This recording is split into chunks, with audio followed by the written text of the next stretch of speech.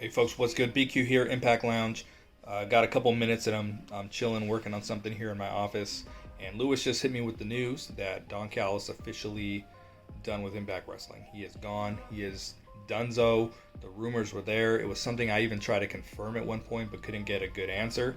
I just know that it's supposed to play out on television, but it looks like he is out now. There was at one point where he was doing color commentary that I had gone on record saying this is the worst color commentator I've ever heard in my life.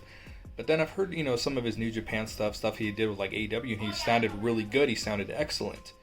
But then it was just something about Impact, something about working with Josh. Like it seemed like a role he never took seriously. And I really didn't enjoy him on commentary at all. I thought I was going to have to deal with him forever, and eventually he was off. But now he's completely out.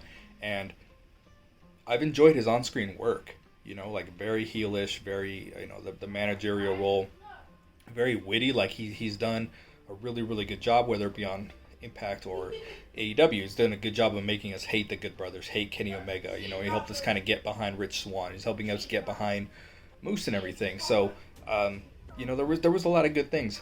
But his departure, Lewis called this actually months ago, and I told him, dude, he's not going to leave an executive VP position to go be a manager on AEW. And like, sure enough, he is.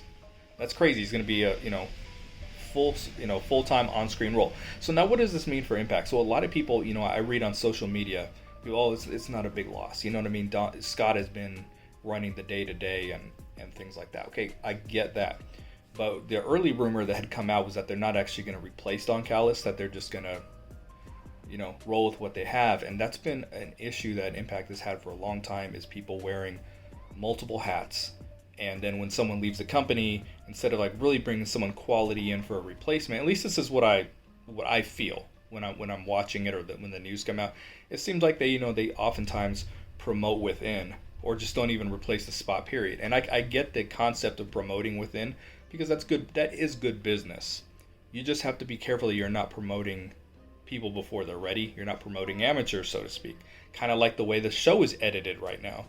I was watching the other day, the last episode, that came on, and it was Jordan versus Rachel Ellering, and the camera was cutting between every move, to where the hard cam was completely irrelevant. Like, usually the hard cam, we should be able to watch a majority of the match like that, and then it'll cut when the move means something, or you know what I mean. But it's like right now they cut every single move. It's all different angles, and that's like amateur shit. You know what I mean?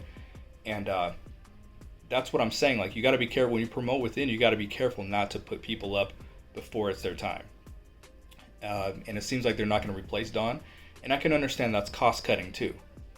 Like, oh shit, we don't have to pay the executive VP. Like, that's a salary right there that we're going to save some money. You know what I mean? But put that money towards good use, because you can promote someone within, pay them more, and it's still not going to make as much as the person they replace. You know what I mean? And that seems to be the business practice they appear to take for, that's what I feel, that's what I see, just based off whatever information I know. But what does this mean for Impact? How does it make it look? Because a lot of people are saying, oh, no big loss, this and this and this. Well, dude, if the executive vice president leaves the company to go be a manager somewhere else, what kind of message does that send to the talent? What kind of message does that send to prospective talent? People looking at the signing of the company, like, dude, the guy running the show didn't want to be there. He said, whoa, this is a bigger opportunity. I get to be on stage on screen for 1 million live viewers, or I can be, I can do this here on Impact. It's almost seems like he didn't see the project through. So I'm a little disappointed in that. It says both sides are amicable. Yeah, I can see that. I mean, Impact doesn't have issues with anybody, because they're trying to remain on good terms with everyone, regardless of what they do or how they act. They'll bring Tessa Blanchard back tomorrow, I bet, after everything that happened. So, I think they're concerned about their image in that sense. But it's disappointing. I do think it's a very, very bad look for Impact, or someone that high, to be like, hey, I'm going to go take this, this pay cut and somewhere else. That's like me leaving my job right now for a job that pays half my wage. How does that make the place I left just look? You know, like if I'm willing to take that much of a pay cut. Granted, there's some stuff he can do on a bigger scale working with AEW, but it seemed like the dude was not all in the way that Scott D'Amore appears to be all in with the company. You know, I would just like to see them replace him with someone quality. If they do, I mean, I could see him promoting Josh Matthews. You know what I mean? Which is a great employee, but I don't think would be the right move because he doesn't represent, but he was around for too much of the old stuff, and you have to have a real fresh mind to step into that role.